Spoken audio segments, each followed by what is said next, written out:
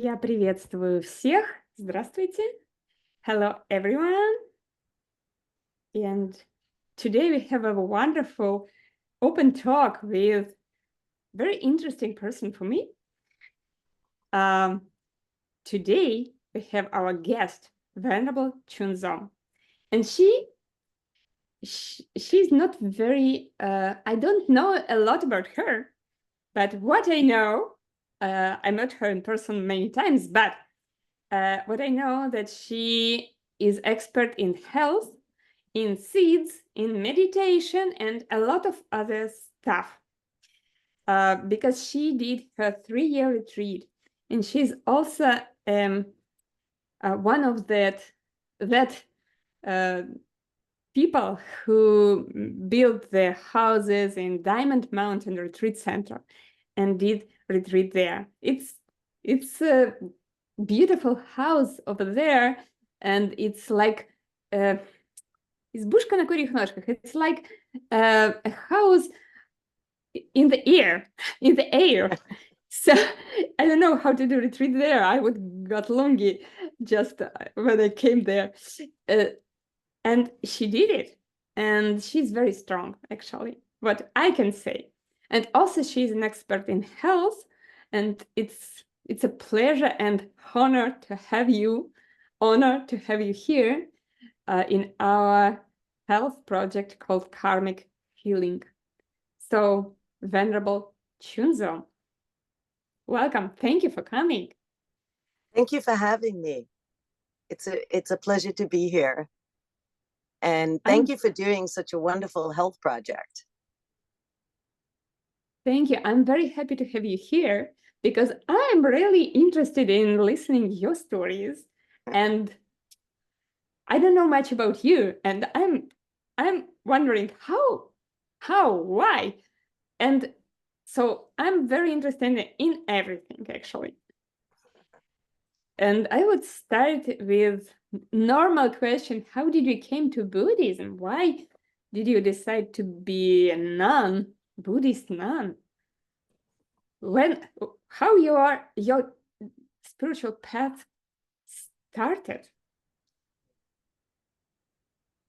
Probably last life. I say that just because at a very young age,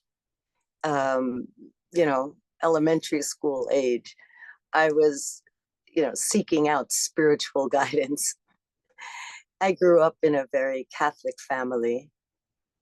Both mom and dad met. I think their only connection was that they were both Roman Catholic. And since they came from different countries, one came from Ukraine, one came from Sicily. And that was their meeting ground, was kind of their religious background, I think. And so we grew up in that kind of environment. And with 7 kids, we always had to do activities and get things together, for mom to be able to take care of everybody at once. So we would do many church activities and events at the church. And that just opened my mind to starting to ask questions at a very young age. Like, what does that mean? What is this? And I continued that all the way until I was a teenager, just asking questions about spiritual life and searching and searching. I guess you could say at some point, I started to get some answers. And many of those came from Buddhist scripture.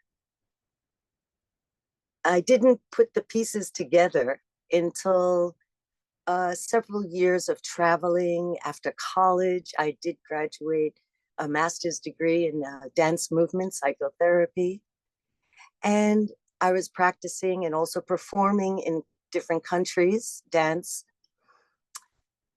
And when I came back to New York after being away for some time, that's where I'm from. I moved back to the same neighborhood, same apartment as I was in college. It was not too long after I was just walking down the streets in my neighborhood. And I had a friend, Deborah Bellier, which you might know as Pelma, Venerable Pelma. And I was just walking in my neighborhood where I grew up, where my parents grew up, where they met. And I saw her walking. I stopped to say hello, and she was with some really tall white guy. And I had no idea who that was. We sat at a coffee shop. His name was Michael. And we just started talking, and still I did not realize what I have just walked into.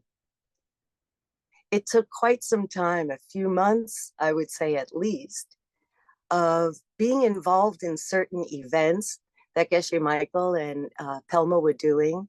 They would try to get me involved and invite me to class. It didn't connect at first that this was going to be the class that would give me my answers. So eventually I did go to class, and I actually have not stopped since. Once I made it through the door and heard the classes, and the information that was given was amazing, how it just started to answer all those questions I had from growing up and searching. And that was almost 30 years ago. I've been ordained for 25 years. Wow. And yeah, So long time. I know. I was studying in the original ACI courses with Geshe Michael. And he would always invite us to New Jersey for when his teacher was doing teachings. And it was on the weekends, So, I was going to the beach. I was like, who wants to go to Jersey for a weekend? I resisted for quite some time until one day on Tibetan New Year's, Venerable Jigme and another Chuki, who was not yet ordained, was going to be ordained in a couple of months. And they wanted a ride to the temple. And well, that got me there because I had a car and it was a beautiful day out. I said, okay, I'll drive you. So I did drive to Jersey to the temple so they could talk with Ken Rinpoche. And I must say, as soon as I met him, seeds did open for ordination. It was pretty much at that moment that I just something clicked in my mind, and I'm like, this sounds like a good path for me.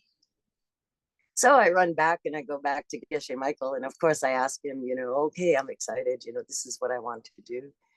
And, you have a nice meeting and lots of questions to see how ready you are. And then he just sends me right back to Ken Rinpoche, because at that time, Geshe Michael was not ordaining people. And I did not want to wait. So I run back to Ken Rinpoche, and this was, it did not take too long for it to ripen.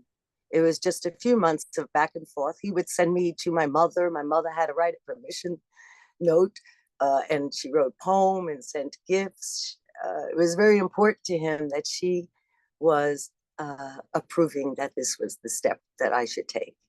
I'm very close to my mom, and he knew that. So Ken Rinpoche give you the ordination? Gave you? Yes. Yeah? Yes. Wow. Yes, I went to him on one of my birthdays, not going to say what age, and I'm like, I'm getting old. It should happen now. And he's like, get the calendar. And then it happened 1 month after that, in October, and it was a beautiful, beautiful ceremony. Geshe Michael was there. And all of the Sangha at that time was there. It was a beautiful ceremony, all in Tibetan. And yeah, and that was 25 years ago. Wow. So you're great practitioner. You are here for so long time. We have babies comparing to you. And just from the beginner's point of view, I would ask you, why you're here? What did it give to you?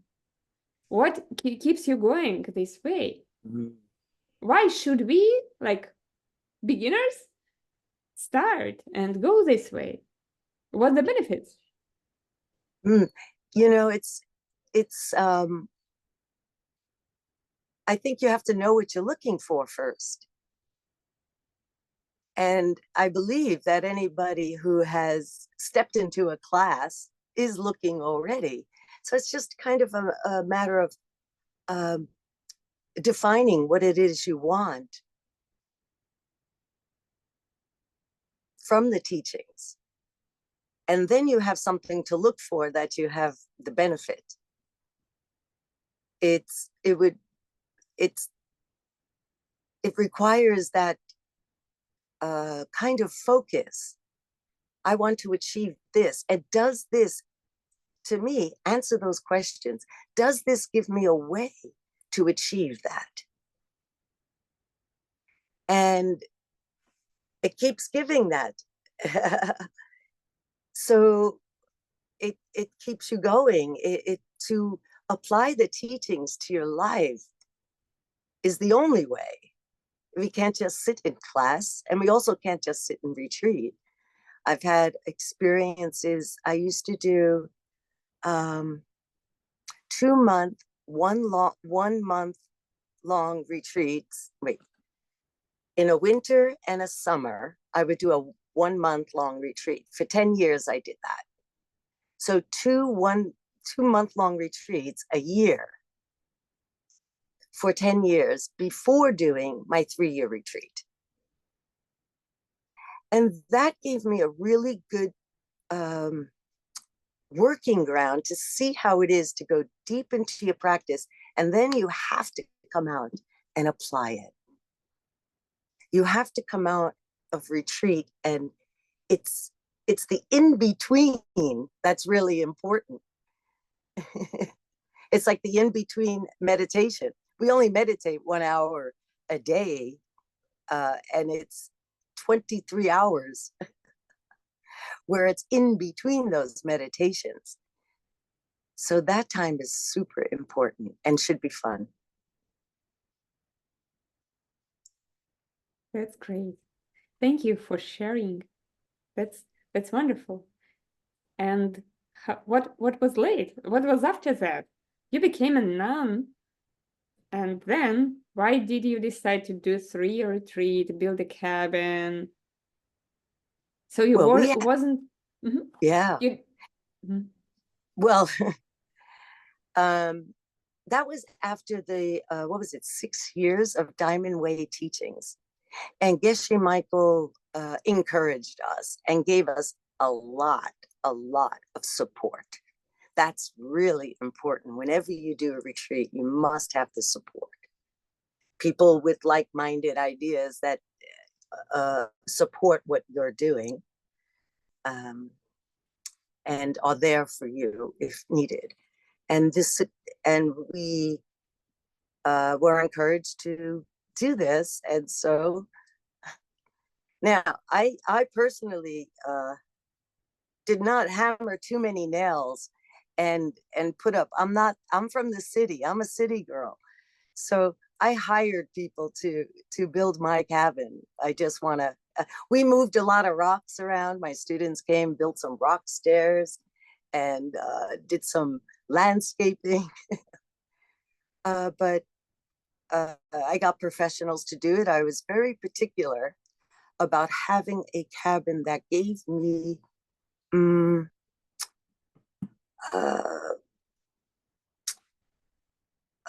I needed a good fan. I needed good shades. You need to set up your retreat environment so that you're comfortable. It's not like going to a cave and, sleeping with spiders.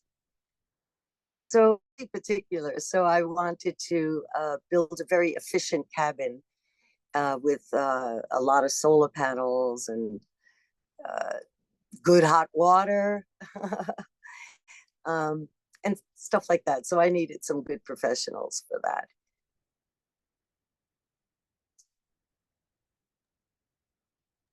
And how was your retreat there?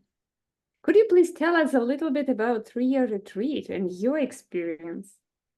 Well, I don't know where to begin on that. Some people have never done any retreats. Maybe just, you told us that you did 2 months retreat every year. Two retreats, 1 month, yeah. So it's 10 years. It's a lot of retreats. And I just realized that I have done half a year, 6 months retreat totally during my life. So if I count all my retreats, and of course it's not, I cannot compare that with that. But could you please tell a little bit about retreats and about how to do and why? Mostly let's say there may be some new people who just don't know why to do retreat. And yes, I want to be calm. Yes, I want to be healthy. Yes, I want to do what I want to do. But how retreat can help me? I think I want to first say is something about retreat that's really important is thinking about others and the people in your life, and and creating an environment where it's also comfortable for them that you are in retreat. And this is such an important little piece. We don't often think of it in a practical way. How do I do that? So you start with small retreats, and I didn't do too many small. I just went quickly to the 1 month.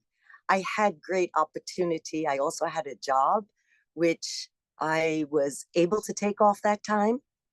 I created my own schedule at my job. I worked many years planting seeds to have the proper job so I could do not only that, I was doing retreats. I was starting my own business, Limitless Health Institute.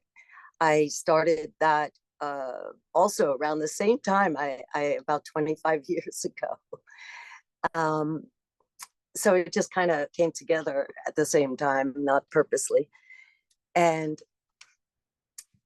so I was also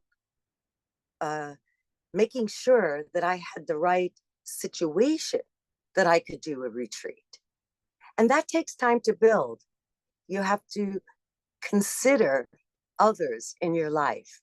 We can't just run in and sign off and expect to have a clear mind and not worry about how others are feeling or thinking at the time.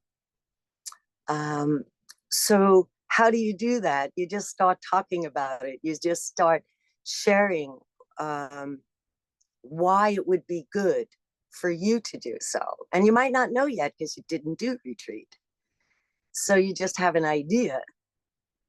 And what I also did, because when you do go in retreat, it's very, very recommended to have a caretaker, someone who could, it depends on your situation. They might be bringing you some food. They might be coming just to check if you have any emergencies. You could leave them a note. You should have connections with any doctors or health practitioners in case you have questions about your health. So you don't just go and shut the door. You have to set up an environment that's outside of your cabin that will take care of these needs so your mind doesn't go outside of the cabin and that you are taking care of. So what I did at the beginning was I had my mom look for a retreat spot for me that was close to her. And she found this wonderful place at a Catholic nun's, like a convent. And it was right at the edge of the water. So that was very attractive to me. I love the beach. And they had a cabin. And that cabin was always empty around Christmas time because they were all doing that, because that's their holiday season. So for a Buddhist nun to come in and rent the cabin at that time was very simple for them. and my mom would deliver food. So she had a connection. Now, whoever it is, it should be someone who has a connection with you and can understand. They understand you. So, because sometimes when you write a note, maybe they have to read through the lines to see what you really mean, because you're thinking differently when you're in retreat. You might not be so, you know, so it should be someone that knows you pretty well, enough to gauge, oh, did they really need me to bring that broccoli tomorrow? Or maybe I brought her enough greens today, but I got the note she got the note like after she brought the stuff that I needed broccoli. Does she have to run out and get it? No, she leave a note. I'll bring it next week. You're okay. Yeah, I brought you some kale. You know, like that. You have to have somebody that knows you, because we don't know how we're going to be feeling when we're in retreat. So by getting my mom involved, it helped her to accept each time I went in, even when she wasn't the caretaker, such as for 3 years. And that was one way that I was able to do that, to bring friends and family into, and I had some students also be caretaker. It's a thought. Translator said that it's just slow down a little bit. I Okay. reminded to myself because I forget. I'm not. I also talk wasn't... a little New York too, which we talk very fast on here. Yeah, it's super hard to translate New Yorkers, but it seems like you're not very fast. I'm fast also. So let's be a little bit slower. And so seems like you were prepared very well for your retreat. Preparation like is the key. Yeah. You plant a lot of seeds before, in advance. Yeah, and not always so consciously, really. Because I was young. I was also a young practitioner. When we're just learning, maybe we don't always apply the seed system so well. That also takes time, to really, to do very consciously and to do very purposely. So sometimes we're just going on, like you asked, what is the benefit? Like you have an idea about what some of the benefits are. So you're moving towards that as a goal. I want to achieve this. So then you think about, well, what do I need to do to achieve that? And then, you get stronger and stronger in your understanding. And that's when you really begin to plant very good seeds. Not just like, oh, I did something good and something good's going to come.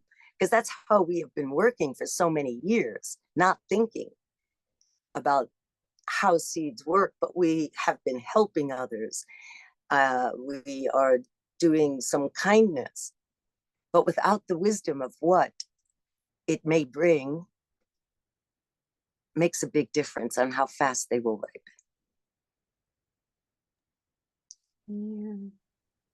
And did you have something outside life from the retreats and the Diamond Mountain? Yeah, I was starting a business. Can you believe it? I'm doing 2 months off a year and I'm starting a business. I mean, it's absolutely crazy. Yeah, it seems like that. And still, because it's,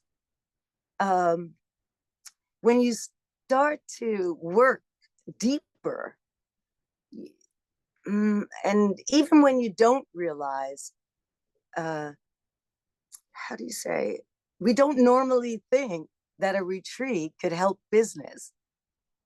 We think a retreat means I'm going away from the world, or I'm not even going to think of other people or my success. So it really gives you an opportunity to look at that in a different way. It's extraordinary to begin to feel the work that you're doing in a retreat, how it's going to manifest in between. I like to call it in between sessions. So going in, it takes a lot of time. You have to do, you don't think of the little things. You know what you have to do before you go away for a month?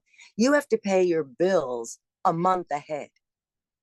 Sometimes you have to even pay it a month after, because you come out and you're not quite quick enough. You have to make sure everything's there. The worst thing to do is to come out and to start like, I got to pay my bills because you've been away for a month. Simple little thing like that. That kind of preparing, like, I could remember, like just going through all the financial things that I was responsible for in the coming month. I had to make sure it was taken care of. And that's something we do every month, right? So what are the other things that you do every month? So you have to, it could be, maybe you have a job where you have to do a presentation every month. I don't know. Then you would have to prepare that presentation a month before. Let's say you have, I can't even imagine any other situations right now, but you could, based on your own life. And you must take care of everything before you go in, so that when you are, your mind stays in retreat. And I don't think it's something we think about. I got in such a good routine that now I'm sometimes a month ahead in my planning just because. And to do that for 3 years, that was pretty extraordinary to be able to do that. What do I do with the business? What do I do with my family? What do I do with my apartment? What do I, these are the kind of things that you do have to plan. And for every person, it will be different, but they must be planned. And you have to base it on your own life. Yeah, that's great. It doesn't sound so sexy, but it's like you have to get all that done so you could get to the good stuff. Yeah, you can go to retreat and you can do whatever you want. Could you tell us a little bit some advices regarding health, regarding your health company? It sounds so beautiful. Limitless health. It's just sounds great. What do they do, and what do you do, and how many employees there? Is it non-profit? And could you tell us something about that part of your life, please? That began, Limitless Health Institute began as I was practicing dance movement psychotherapy. And I had a lot of friends, art therapists, music therapists, social workers, nurses. And we were all kind of at a very exciting, we were all young and wanted to do our work in our way. And I had this idea that if we could have a company where all these amazing practitioners can come together and have that kind of a capacity to build their own programs with specialized information, because we are an educational nonprofit. So we're giving knowledge, providing experiential classes where people could learn in creative ways about their own health and wellness and community wellness as well. So over the years, it's been pretty much growing and growing with many more instructors that we have on for our specialized programs. Just yesterday, we did a song release for some youth, these 2 young teenage girls, because we have a program that's called Song Connects Us. And the youth come to that program to be able to sing and write music that expresses their challenges that they're having, or stuff that they're just thinking about and want to, process it. So we have them make songs, and then the ones that are ready, we graduate them to our Limitless Health Productions, and then we will produce their song or their dance, their art, and then we bring it to the public. So you could find that song right now on Limitless Health Institute on YouTube. We have the song. It's really beautiful imagery. And the young girls who created it were 14 and 15. And it's really pretty cool. So that's just like one project that we just did yesterday. But each health program has certain principles and values. And that's where, over the years, since it kind of grew as I was growing in my Buddhist studies. So as programs were developing, each one has a nice component of the teachings. For example, we have a program that's called Self-Care Exchange. Maybe you could tell by the title what we are using in there. Exchanging self and others. And it's a wonderful self-care program that we have that uses this idea of helping others based in the wonderful steps that you can learn in, like Dakshin Nyingche. That's wonderful. How do you do that? I don't know. People come, new people. What do you tell them? Take care of others? Right? Well, there's something really cool. And I'll never forget when Rinpoche actually told me one day, you are an other. To take care of you, you are taking care of other. It's the same action. It's the same thing you do for others. There's no difference. Self-care is super, super important. And to start to chip away at that wall that divides me and you, people are very interested to do that. People are very interested to understand that taking care of others is taking care of myself.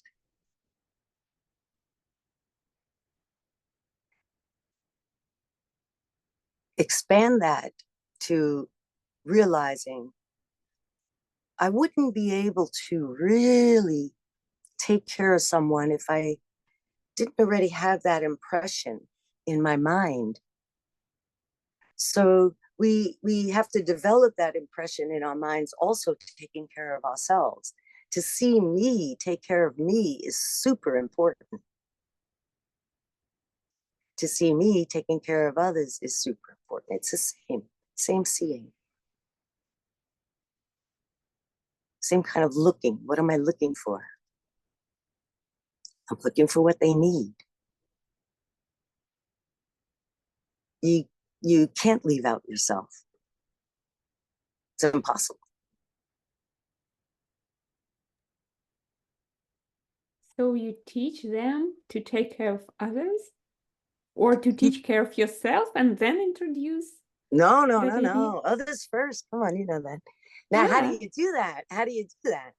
Well, you have to look at, how do I care for a living being? How do I care? So you have to explore, how do I even care for my environment, others, my house? Like, how do I see myself doing what I need to do? Do I see myself doing what I need to do? So we have to look at, how do I carry out my day? How do I look at myself? Am I honoring my own self as well as I honor the life of others. It's almost like they have to go together. I can't be putting myself down and not taking care of myself, not having compassion and love for this crazy person who's, you know, running the Chunzom. If I wasn't doing that, I don't think I would have the capacity to do for others, because I'm with myself 24 hours a day. I see myself doing this and that. I have all sorts of impressions, and I'm planting so many seeds. And I need that practice. I need that time also to be able to completely take care of others. It just goes together. That's very important that you said that, because I don't know, in my environment, there are many people who takes care of others, then forget themselves, then got just burned out, and it doesn't work. Yeah, it's kind of a misunderstanding, I think. Because first of all, if you're getting burned out, it's a whole different seed, right? The helping others has nothing to do with that, because it's impossible for that to come from helping others. So we get confused. So we want to cut through, we got to kind of cut through those seeds, because they're kind of getting in our way. If it's stopping you. If it encourages you, then maybe different, right? But it's a misunderstanding. I think that there's a connection between feeling exhausted, feeling, some people say, taken advantage of, or I don't have the time. All these different emotions that might come in have nothing to do with it. We have to work on those emotions in different ways. We have to work on that in different ways. Are you wearing people out? Is that why you're getting so exhausted? That's great. Could you tell us a little bit about that? Because I see people who are exhausted. I myself felt exhausted yesterday when I was taking care of others, and I just thought, oh, it's too much. Maybe I shouldn't do so much. I have to rest for a while. But yeah, there is no connection between what I'm doing. I'm helping others. Right. And I get exhausted. And you're helping others, so therefore you should get help, right? You should get help with your exhaustion. So what's the missing link is I think just right at that moment, just cut it. Say, this has nothing to do with that. Just saying and acknowledging that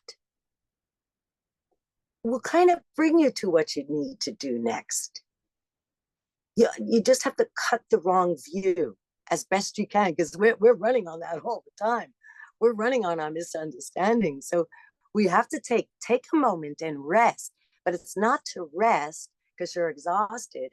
You're resting your mind from thinking wrongly.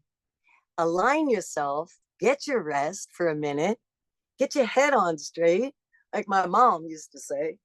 And then, then go ahead and keep helping. But it's okay to stop and rest, but it's not for resting.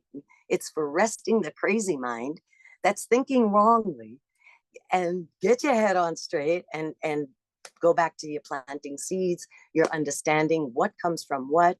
Exhaustion comes from different seeds than helping others, period.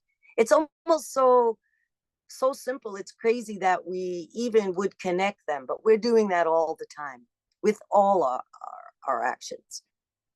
We forget that the plate of food on our table came from feeding somebody the other day. We're doing it all the time. We're not necessarily in our reactions. It's one thing when we're planning. Because when we're planning, we have it nice. Okay, I'm going to do this to help somebody. This is what I want. This is how I'm going to help somebody. I'm going to be happy that I'm doing it. And that's all very exciting. But our reactions don't always function within the seed system. And that's where we have to look to see, what can I do within that system that works in my reactions and in my, in connecting, this is happening. This is what I did. So I get exhausted. Let me repeat you what I understood. So I get exhausted because I took energy from others. I waste some, I don't know, time or power of others. And this is kind of lemon seeds. Yeah. And then I'm helping others now. So I giving power, I giving strength, I giving support. So my exhaustion can't come from that. Impossible. Oh, sounds great. And you can never get taken advantage of because it has nothing to do with it. Like, they want more, they want more. No. So when I get exhausted, what should I do? Think that there is no connection. And what should I do?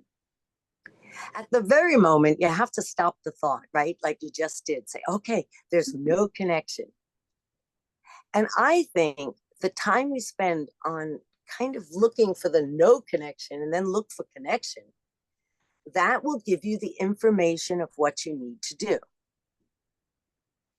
It opens you up to possibility when you take away this wrong thinking. Then you can kind of see more clearly what do you have to do. And then that would totally depend on you. Each person might feel this sense of exhaustion in a different way. Exhaustion for one might be because they're really tired.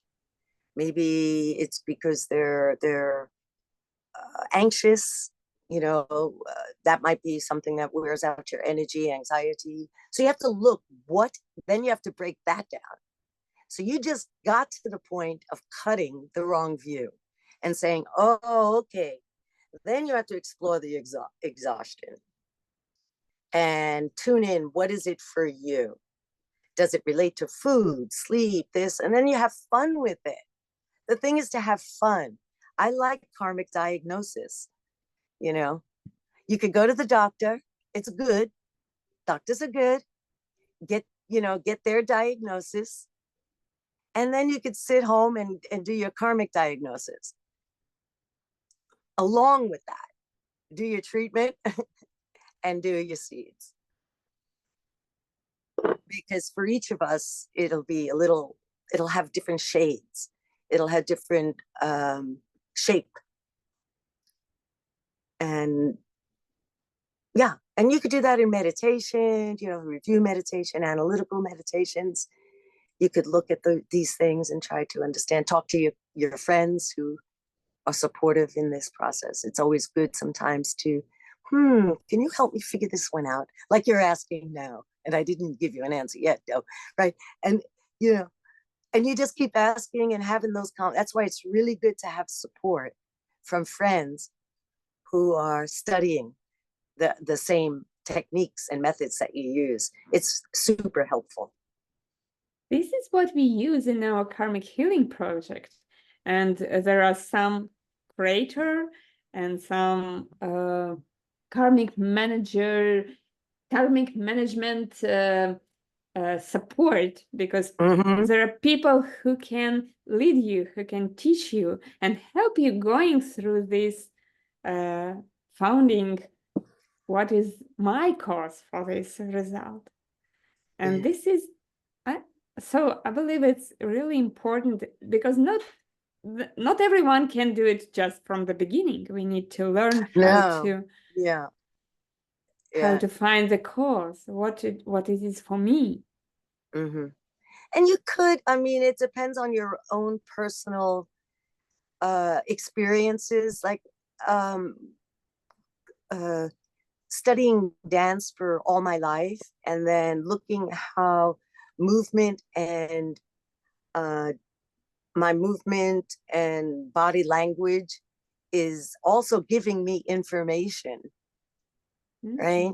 So sometimes I can go to a certain depth on my own based on just my own knowledge of life. So we all have that. We all study something, we all know. You could bring what you know from your basic life experience and to get in touch with yourself. But then you got to really look deeper, into, why, how. Is it the same stuff with illnesses, sicknesses? So in my so I see people around me, and in my experience, there are some people who get sick with, I don't know, everything. In our project, we have people with cancer, with just running nose, gastritis or something. And do you have any, in your research, in your experience, do you have any karmic correlation between sicknesses and their causes? Could you share it if you did? Hey,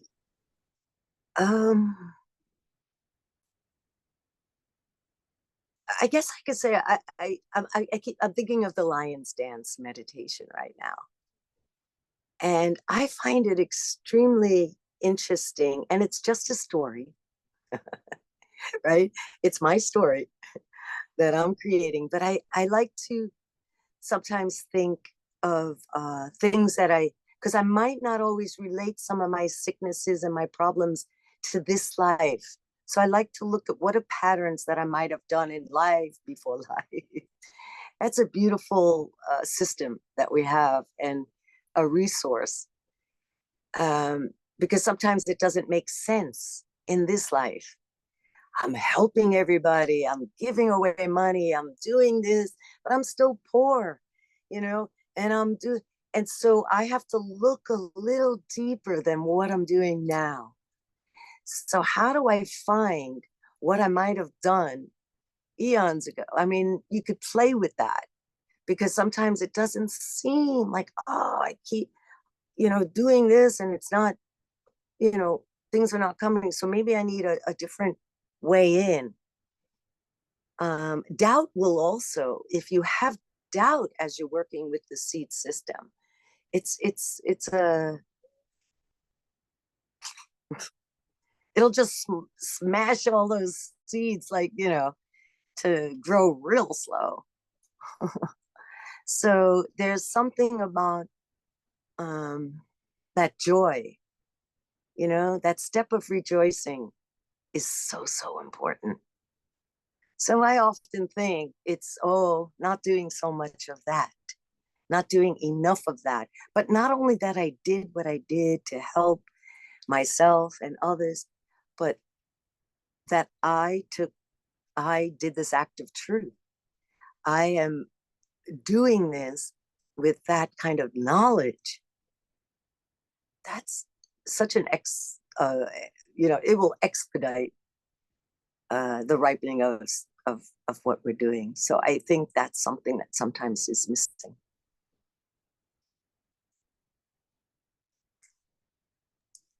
You look so happy. You're always smiling. And I don't know, in my experience, it's a lot of work which is done at this point. This is great. And do you still have some problems, or your life is just paradise? Oh boy, you don't want to know all my problems, do you? Maybe something, just in general. I don't actually look at them as problems, as much as I do, oh man, this is another obstacle to get through. This is another blocker. It's not this like problem. It's just, wow, I gotta work through this.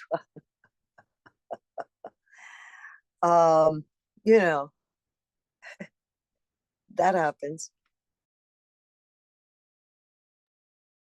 So in 25 years in the practice, 30 years in practice, there are still some problems appear. Yeah? Absolutely. Is it okay? It is okay. I have one good problem. I like to talk about karmic DNA. What's it? Karmic DNA. You have a family, and there's certain family, there's DNA.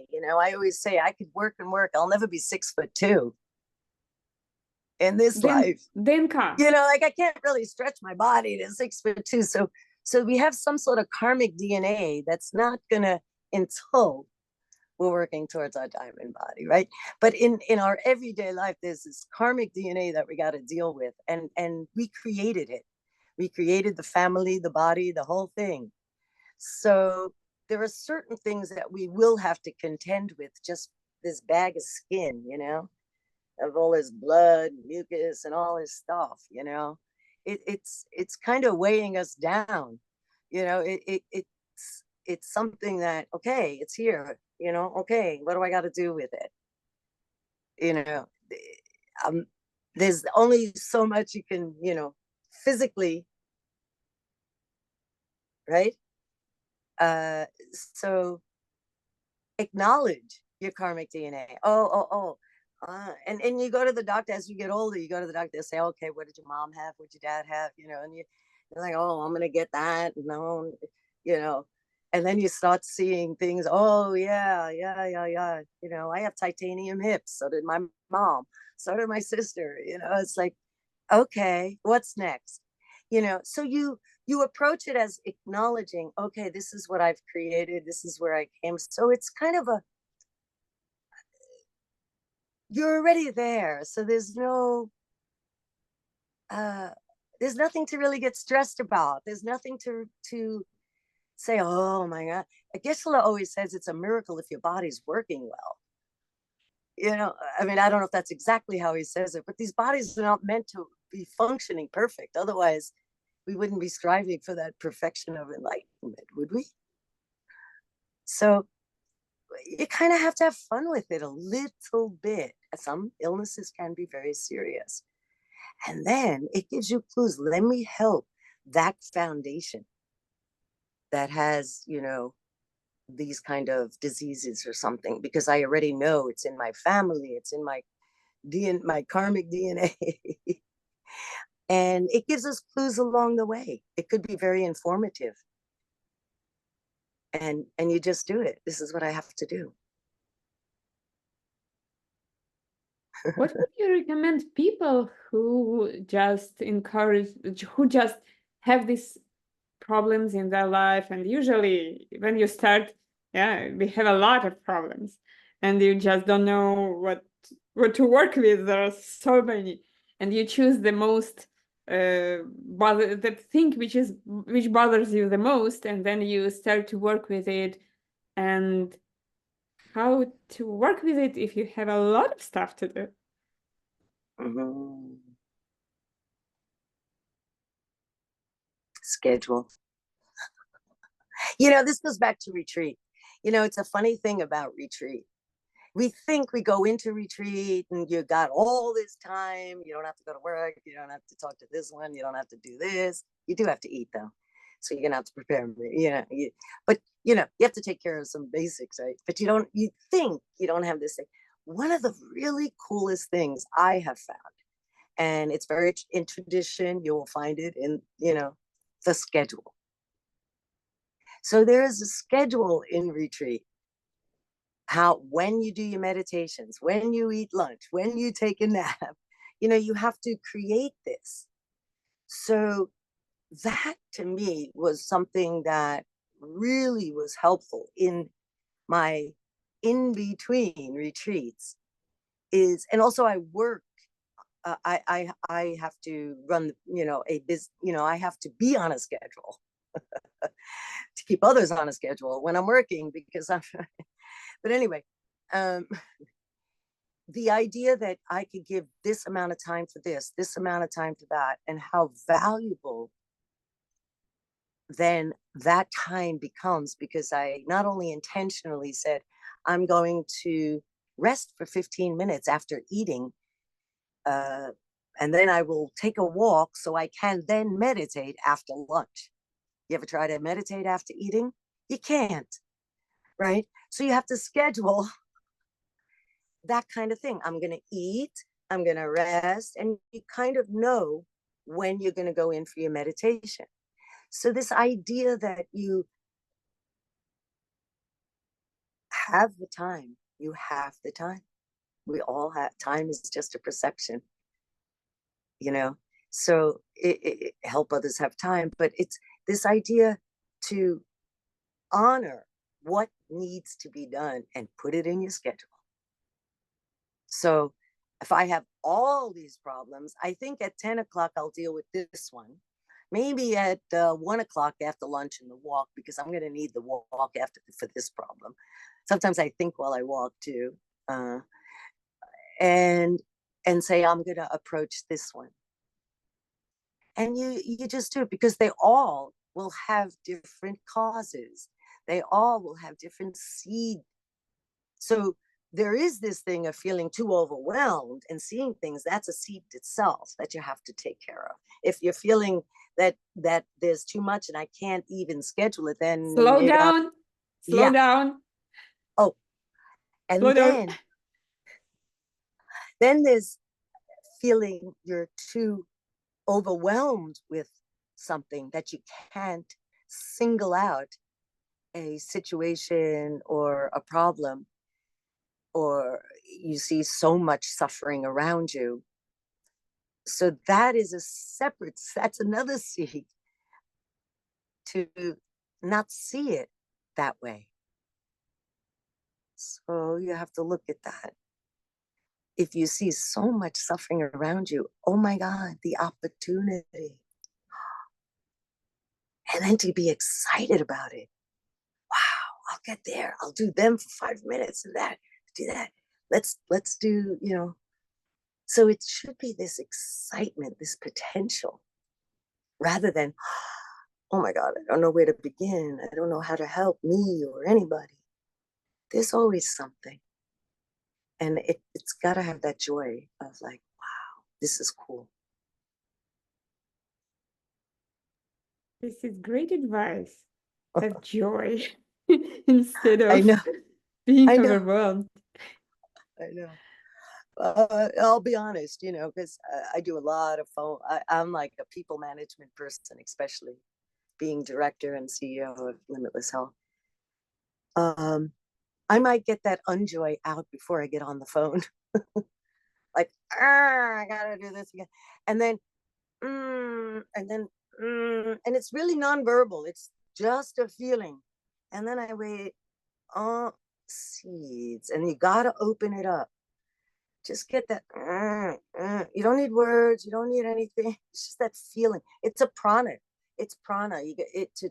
The more we can be in touch with our inner body, then we know how to align ourselves when we enter into a room of chaos that we see. I see it as chaos. You don't. So. There's not like chaos is there. So don't get me wrong. And I don't know, it's beautiful to be able to do such, you know, to have a little bit of joy. That's wonderful.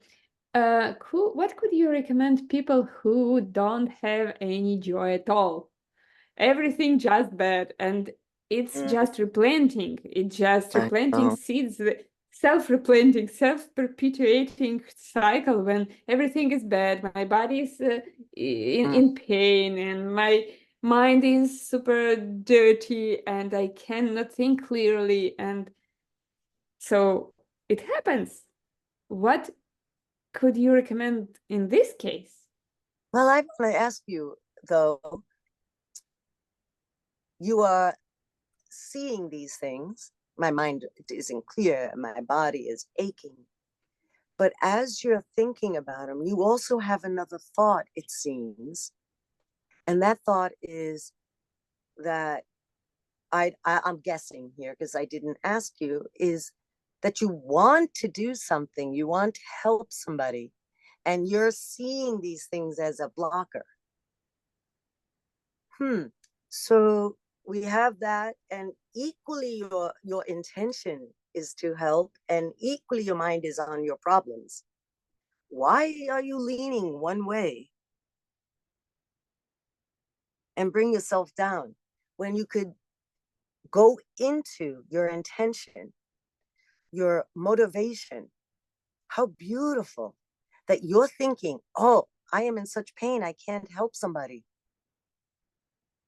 That's not a bad thought. That's incredible.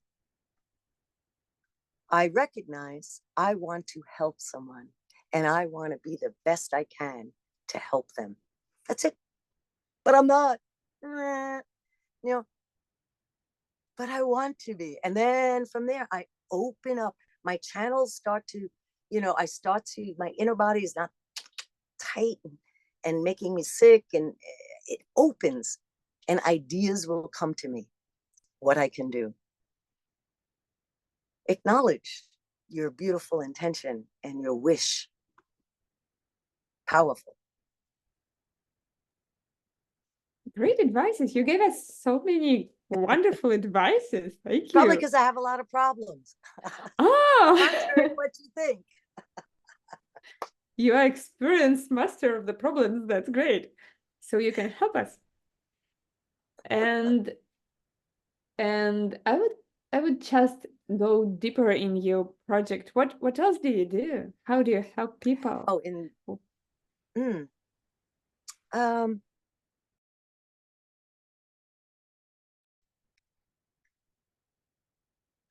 I don't know.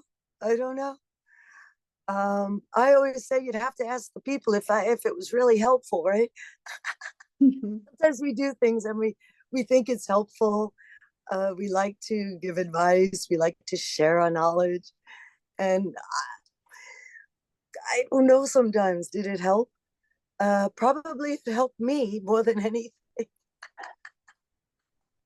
How many employees do you have in the Limitless Health Institute? There's at least 50. Ooh. And what happens is we have a very strong, maybe about 15 people in admin, in operations. And then the majority of our staff are the instructors that we send out to the different places. So we collaborate with hospitals, schools, nursing homes. We're in one now. We're doing some yoga with the Cerebral Palsy Foundation. So we collaborate with different companies, and we go to the company.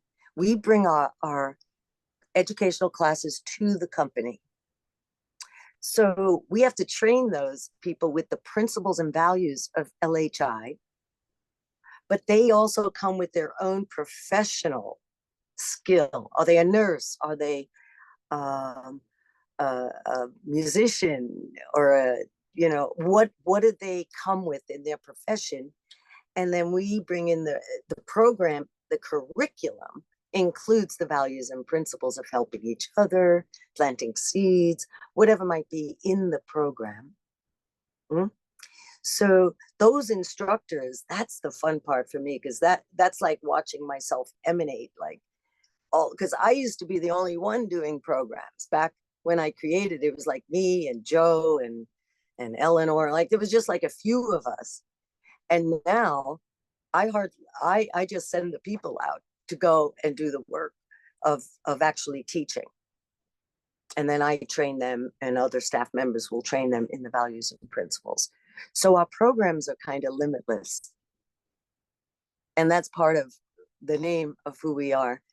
It's, if you need cooking, we give you cooking. But we will give you cooking with kindness.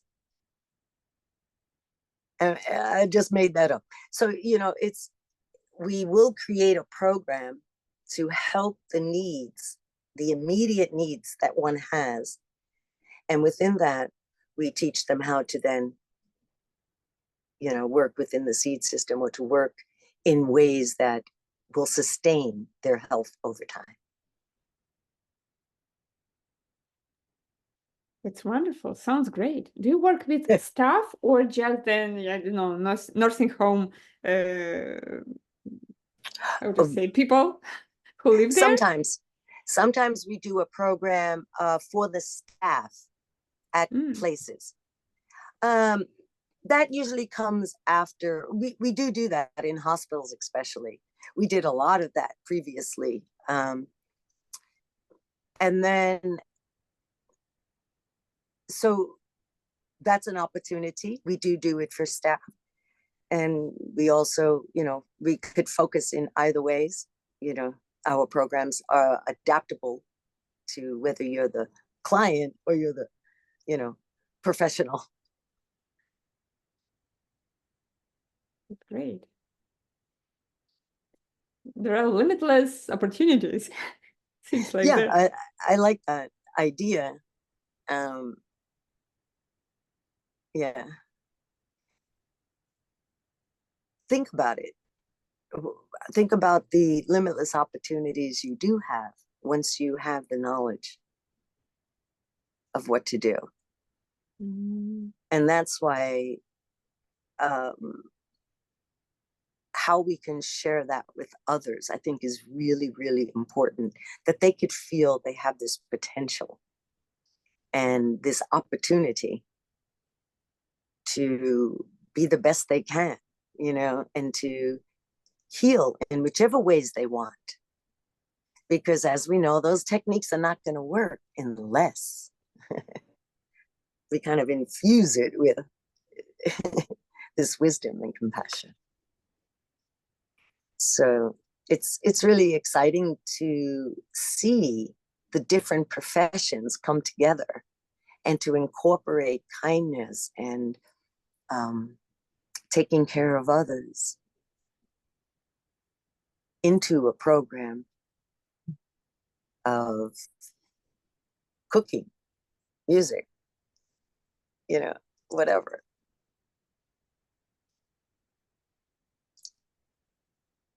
Wow. Sounds amazing.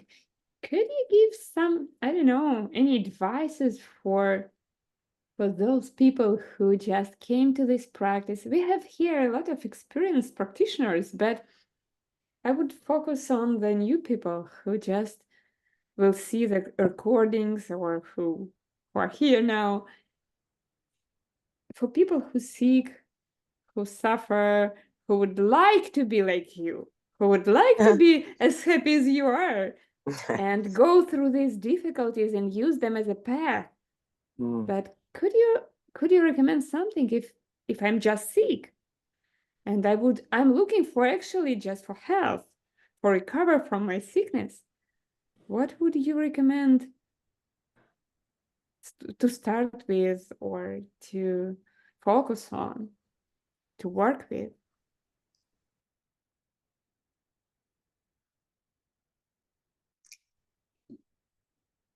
I think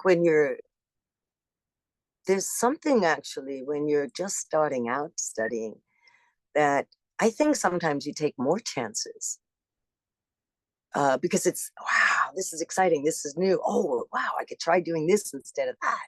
So sometimes there's a little more excitement than over time where you're like, oh, okay, all right. So play into that as well. But the funny thing about that and the dangerous thing about that is if I don't have enough knowledge of how to do it, maybe I'm missing some elements or something. If I don't get the results that I want quick enough, then I get a little bit of doubt and then I stop. So the best thing I think of is just trying not to get to that. To just keep sustaining the fun and that excitement.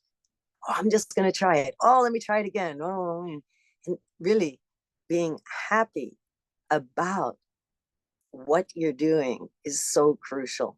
So crucial. This will propel you to do it again. If I'm unhappy about doing something, I'm not going to want to do it again. I mean, really, you know, if you do study the obstacles and corrections to meditation, you know, the first thing, laziness and doubt, that's a really beautiful place to be, to work in, to find what is attractive to you about your practice, about the teachings.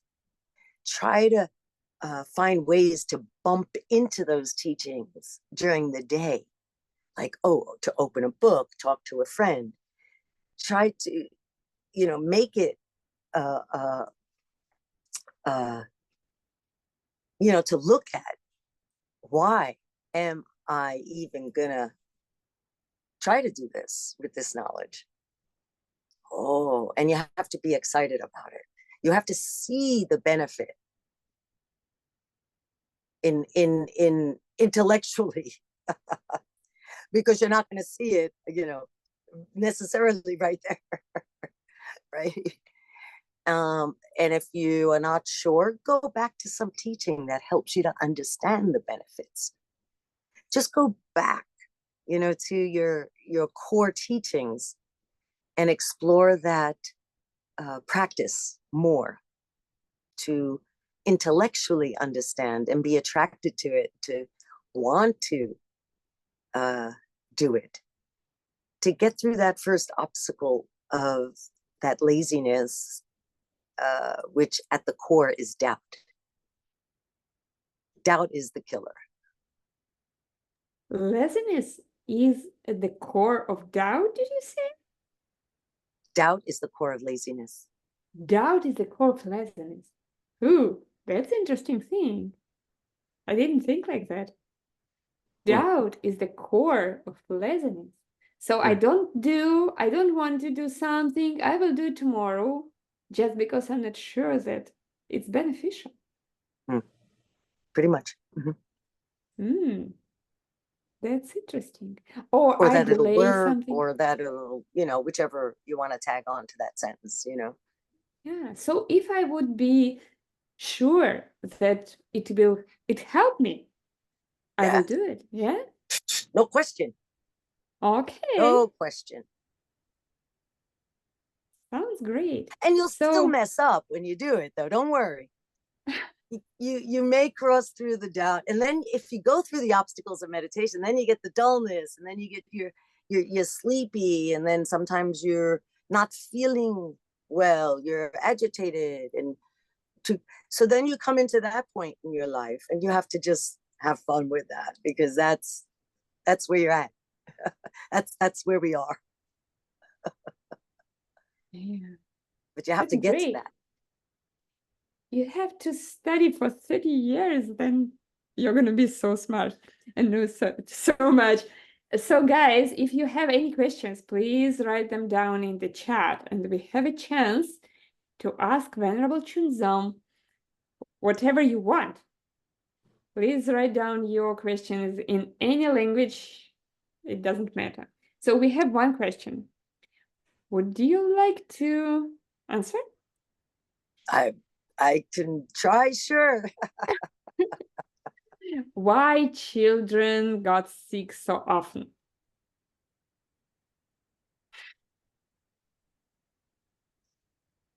It's a good question. I don't know. I don't know. You know, I mean, when we're kids, we're coming straight out from the time before, huh? We're not sure about that here yet. Yeah. So, you know, kids, there's something we think about the immune system is not quite developed yet. Maybe the mind and emotional capacities are not developed, or we don't have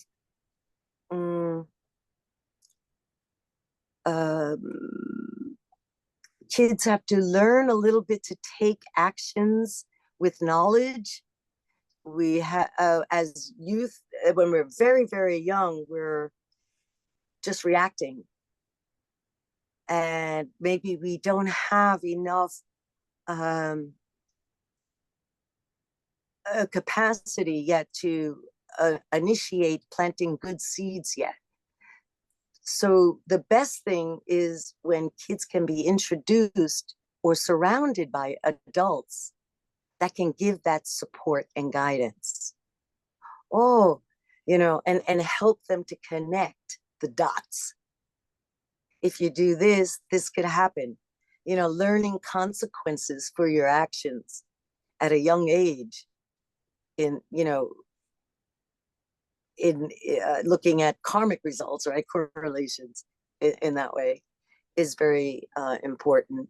How even they may, how we introduce self-care to children, for them to have more awareness of what's going on in their bodies, so they could actually inform us before they get sick. So it's just looking at sickness maybe in a different way. You know, you kind of want to cut through it before it happens. So we just start educating children in, right, in not only their, in health in general, right? Food, where does food come from? Whatever, however you feel matches the best for your family lifestyle. But children are so smart, and they just need to be introduced to knowledge and compassion, empathy, and their bakchak sepa, the seeds that they have, will open quicker. Yeah, thank you. If somebody would like to ask a question, just you can turn on your mic and ask. Another question we have here is how to make my practice regular. Schedule. Well, I don't know. This is what I say.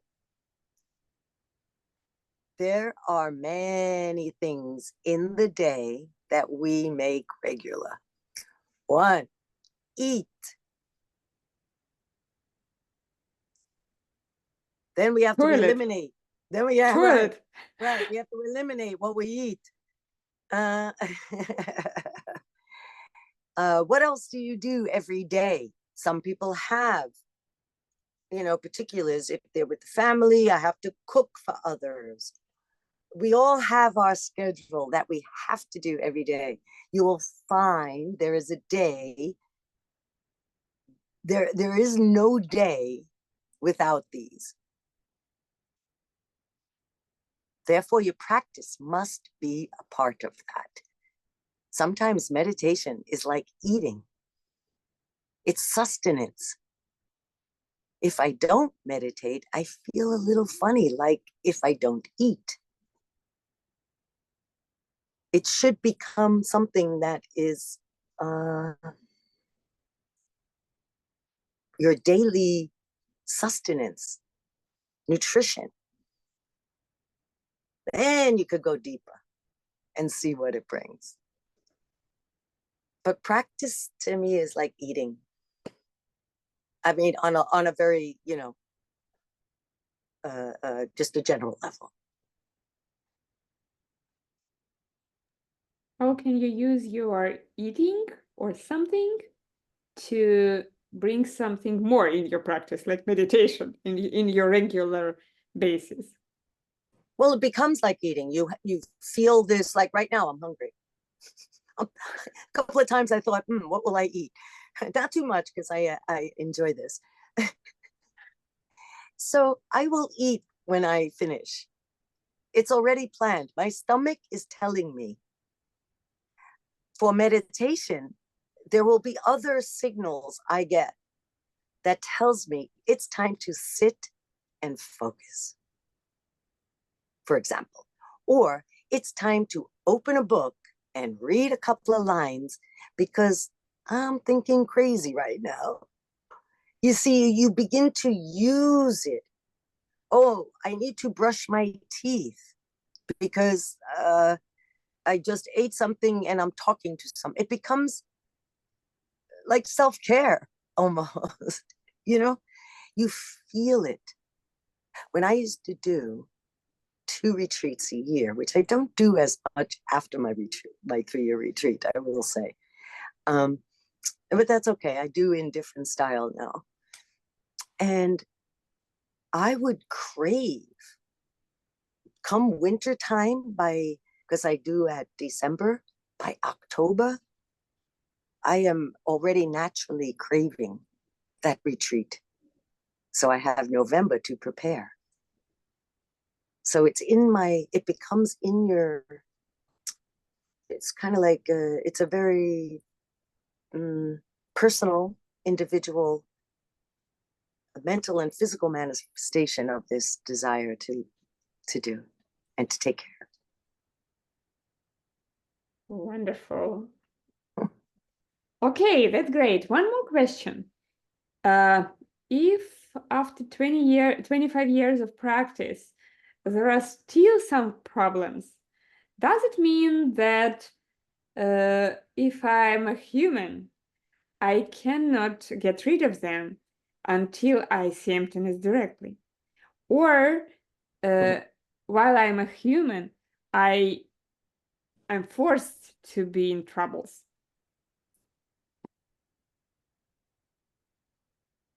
Both those, you just gave me 2 choices that both seem like downers. Like I didn't hear you see, I don't want to choose between either of those choices. I don't like them. Okay. Give the third one. Yeah. Well, no, I'm hearing a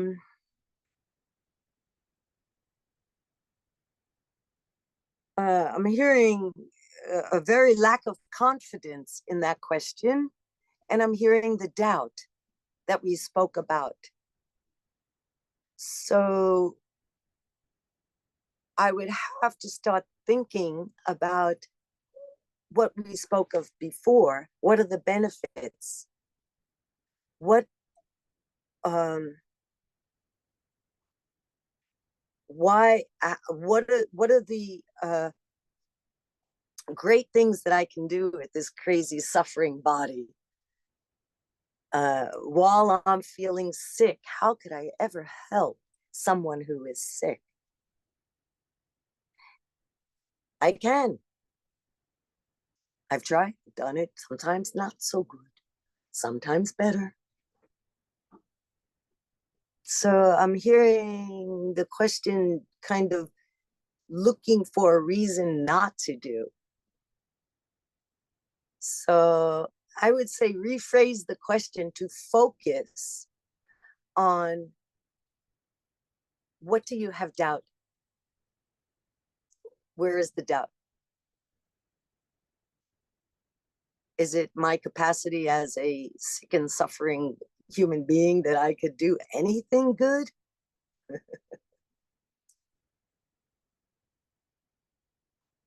But there neither are any good reasons to ever stop loving and using the knowledge that you have.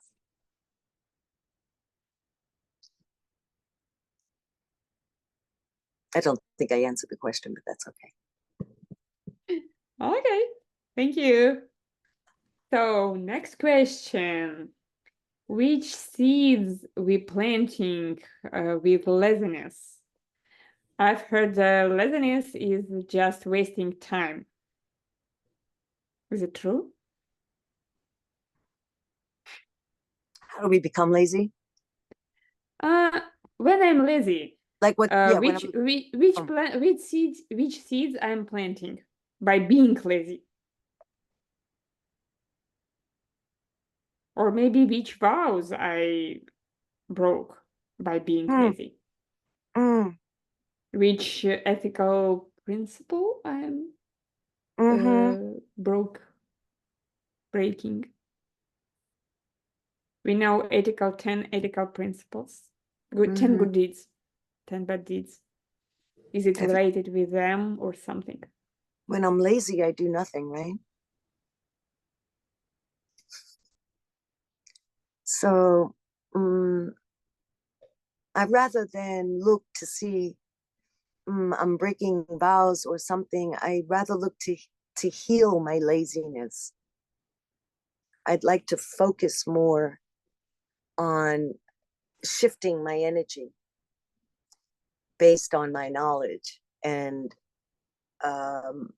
trusting myself and what I've learned thus far. And I don't have to plant more laziness seeds by being lazy if I decide to look at my doubts. If I decide to work with this idea of overcoming my laziness, no longer those good seeds are going to take it over. It's going to be stronger than the laziness. So I kind of just think at the time when I'm feeling that kind of doubt or then acknowledging it and just taking a moment to say, I'd like to change this. The seed is cut. You're not planting another lazy seed. Now it could take time to get through your own doubts and things like that. And then don't confuse, please, resting with laziness. Completely two different things. I think sometimes we get confused. So I think by looking at what am I struggling with, the confusion I might have about the teachings or what I'm doing,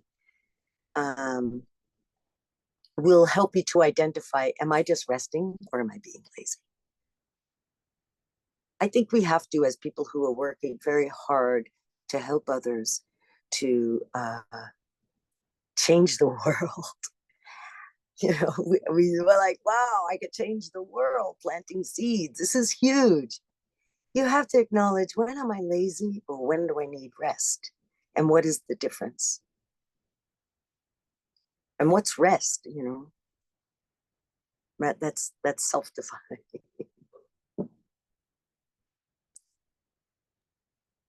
Great answer. Thank you very much. That's wonderful. We have one more question.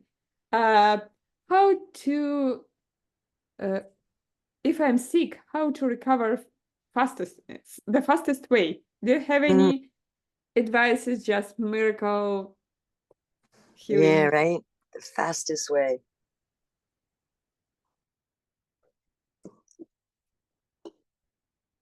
I think we learn different techniques, right? Physical techniques. When I'm sick, I take salt baths, for example, right? That's what I do. When you're sick, what do? What are the supports that you need? We don't not do those. You need to do those to give yourself that support. But knowing that the salt bath is not going to work on its own. There's nothing in it that is going to work on its own. So how do I activate the salt bath? Whatever your techniques are, we all need medical care when we need it. We must search for the care that we need. It's important to have that kind of support with this crazy bag of skin. So do those things, but at the same time, knowing how am I going to activate it to work? Because there is nothing in that particular technique, nor the technique that someone else is trying to say, oh, but you must do this. Oh, take this. This is the thing you need. This is what will work the best. We all have, and we like to share that with our friends. They don't have to listen. Just share your ideas too. is one way to also kind of get new ideas to come to you, what you can do at those times. But when you share the ideas, know that there's nothing in it that will work. See, that makes a big difference than saying, take the salt bath. It's the best thing. And it is. It's the best thing. I will tell you. I recently was sick. I did one every day.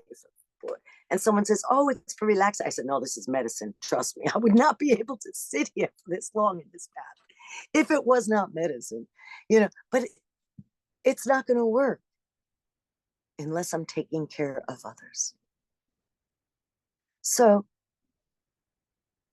when you're really sick, just take care of yourself with all the ways that you can, but never forget that there's nothing in the treatments except for the kindness that you give to others and how you take care of their health.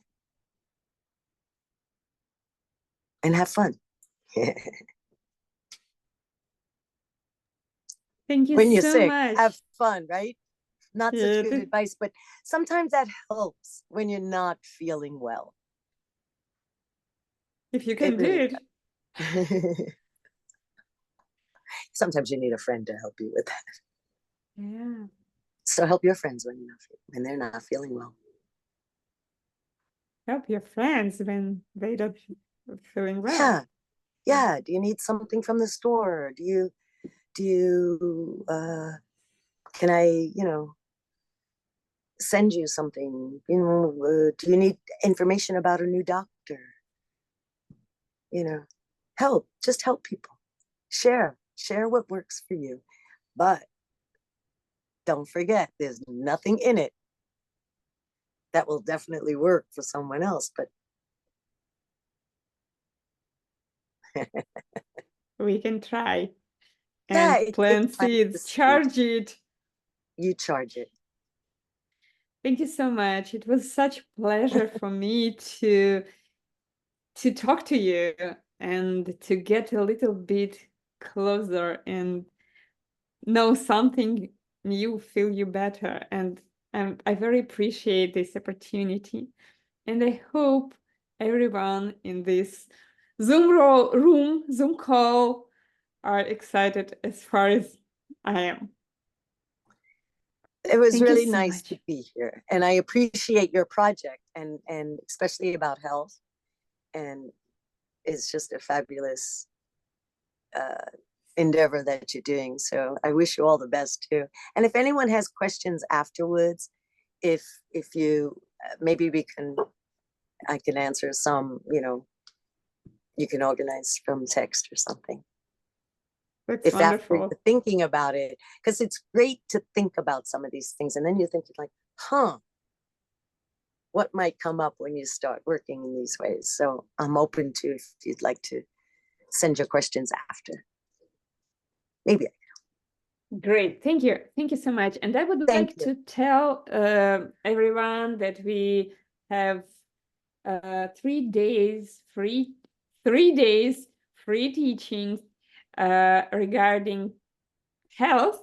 It's going to be May 31st, June 1st, and June 2nd. On Friday, it's going to be 7 p.m. And on, thank you. And June 1st, June 2nd, it's going to be 11 a.m. Moscow, Kyiv time. And we're going to discuss health and talk to people who recovered or felt much better using this technique. And this is mostly oriented for new people. So invite your friends, your family members, your just relatives, somebody who probably you can help just bringing them to this course. And they can try to study this knowledge, this wisdom, and maybe they could be healthier because of that. So this is for free, and please just share this information. And you probably can help others to get healthier and plant seeds for yourself also to get healthier. So thank you so much, and thank you for the banner, Zhenya. Could you please take it out? And thank you, Venerable Chunzom. I'm very happy to have you here, and that's so generous for you to answer questions even after the talk. Thank you. Thank you. And may you all have good health and happiness. Yeah, thank you so much. And we can see banner now, Zhenya. Можно баннер?